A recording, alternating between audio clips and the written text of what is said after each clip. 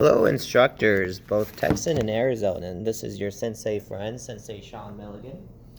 And this is my music classroom, but I'm going to use my whiteboard to show you a great awards and belt ceremony format. I've stolen these ideas from several instructors, always looking for better ways to do things. So if you have awesome ideas, please share them so that I can steal them, and then also share them with the other instructors so that we can have great award shows, okay? So first off, I don't know if you can see this, I'm kind of far away, but this is the audience. This is where your parents are going to sit, okay? And then Taekwondo classes tend to line their students up like this, facing this way. That's the most important part, facing this way. We're used to lines like this, okay? A lot of us are. And then people are facing this way. When we do, there's benefits to doing it this Taekwondo way. When they're all facing this way, once again, you have to line them up smallest to tallest, smallest kids up here, okay, and the tallest in the back. It will fan your audience out, all right? So parents walk in, and this person will rush, and sit right here in front of their child student, and then the next one will come and sit down here. We'll have a clear view. Next parent will sit down here and have a good view of their student. This person sits here for that guy, and then once again, and then we're able to take great pictures when we do this type of seating, if that makes sense. So it fans your audience out so that they're not fighting for the best seat in the house. And second, when we do it this way, we can do individual or group demonstrations pretty easy. And when you do group demonstrations, it helps you not miss belts. The worst thing that can happen, right, is that somebody doesn't get a belt on ceremony day. And to avoid that, well, this is how you do it. You can have a big group demonstration. Everybody does their block strikes and kicks together. And then your white belts. You say this is your white belts, this is your yellow, green belts, this is your blue belts, okay? Your white belts all do their self-defense moves. Ayah, ayah, ayah, stranger danger, help, ayah. And maybe have them run and scream, run away, but then come back and sit down in their same spots, okay? And so they do that, and everybody claps for them, yay. So then you tell your students, face this direction. And then you pass out the belts for these students. And you can organize it in a way that where you try to make it these students. If you get one of these students on accident, pass them a belt, no big deal, okay? But you know that all these white belts are gonna go to yellow belts. So you pass out all the yellow belts to these guys. Extra, they come up, they grab the belt from you. This is sensei, this is the belts, they grab it from you.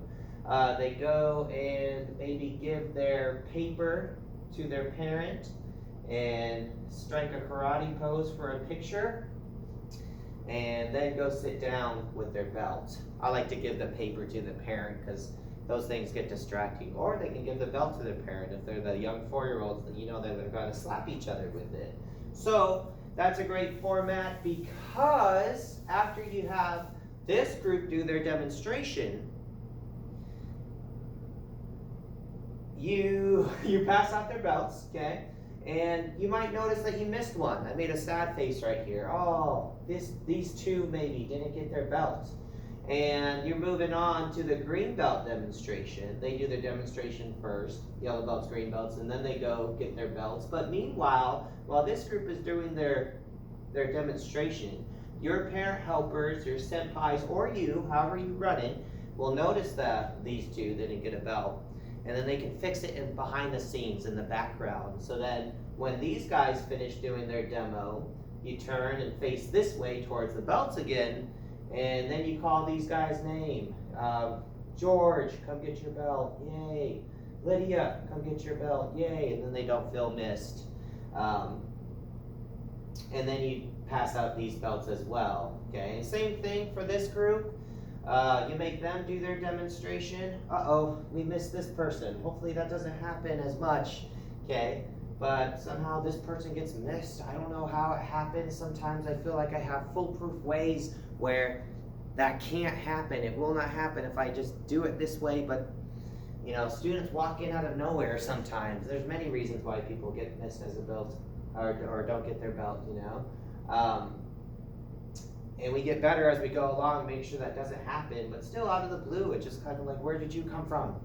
And that's the way to get around it, is while this group is doing their demo, these secretaries are like, who's that? What belt should he be? And then you get them a belt in the background while this group does their demo.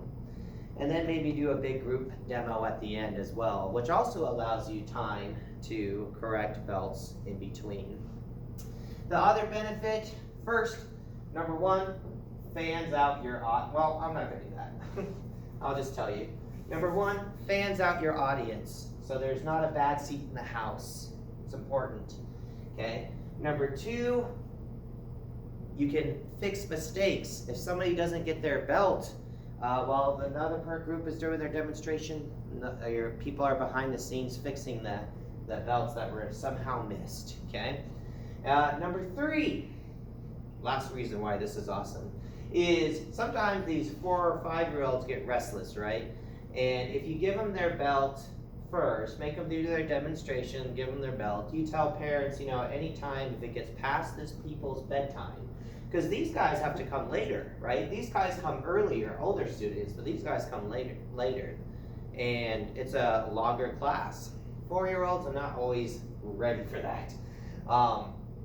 But they can sit through the show, would be best. I like to tell my parents, hey, it'd be great if your students could stay and watch the whole show and sit there quietly and perfectly and not mess with their belts or slap each other with their belts or wrinkle their certificates.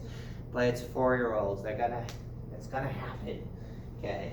Well, I like to tell my parents, you know, anytime you can come take your students out of this line and take them home. I had that happen the other night.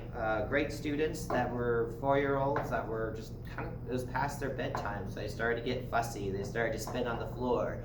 Parent would tell them, knock it off, and then they would cry. So it was like, it was a good way for good time for them to take their student and leave with their belt happy.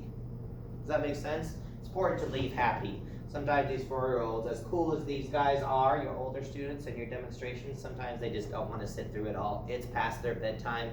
They're turning into pumpkins. So, I hope you enjoy this video once again, and share if you guys have other tips and stuff for our instructors. I would love to steal them and then share them with you guys.